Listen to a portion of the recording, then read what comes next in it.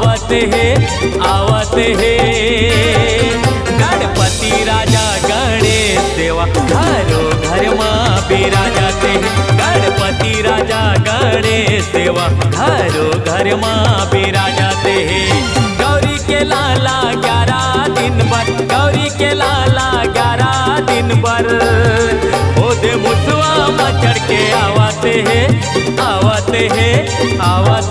गणपति राजा गणेश देवा घरों घर माँ बिराजते हैं। गणपति राजा गणेश देवा घरों घर माँ बिराजते हैं।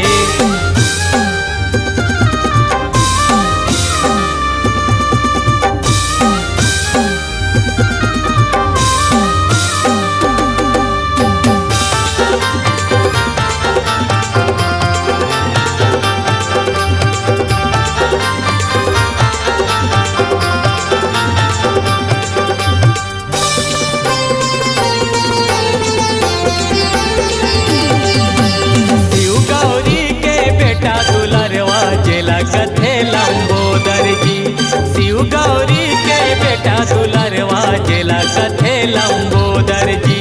सुपा कसे कर कान हवै गजमुख मनोहर जी। सुपा कसे कर कान हवै गजमुख मनोहर जी। गौरी के लाला मुसुर मुसुर, गौरी के लाला मुसुर मुसुर ओदे मोदक लावो खावते हैं गणपति राजा गणेश देवा घरों घर माँ बिराजते हैं। गणपति राजा गणेश देवा घरों घर माँ बिराजते हैं।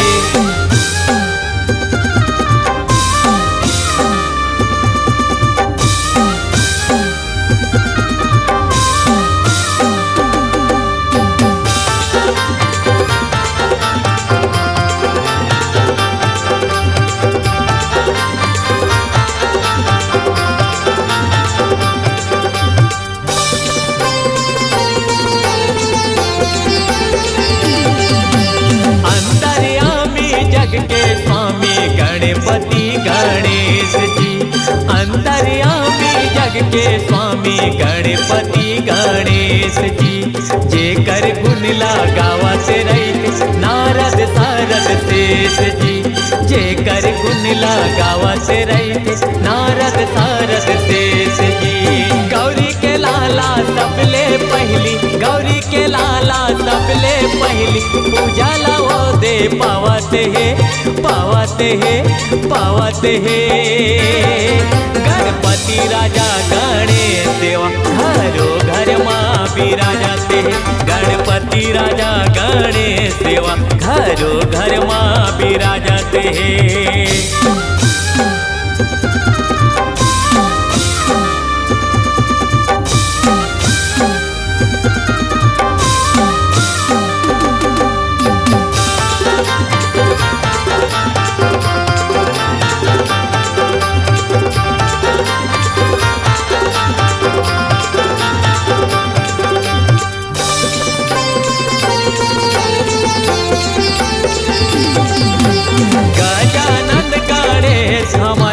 दुख पीरा लहर हे जी।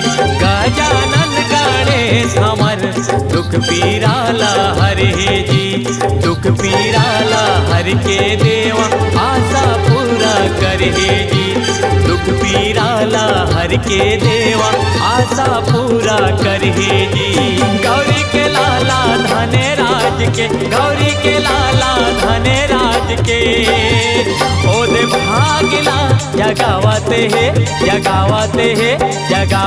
हैं गणपति राजा गणेश देवा घरों घर माँ बिराजते हैं। गणपति राजा गणेश देवा घरों घर माँ बिराजते हैं। गौरी के लाला 11 दिन भर, गौरी के लाला 11 दिन भर ओदे मुसवा चढ़ के आवते हैं गणपति राजा गणेश देवा घरों घर माँ बिराजते हैं गणपति राजा गणेश देवा घरों घर माँ बिराजते हैं गणपति राजा गणेश देवा घरों घर माँ बिराजते हैं गणपति राजा गणेश देवा घरों घर माँ बिराजते हैं।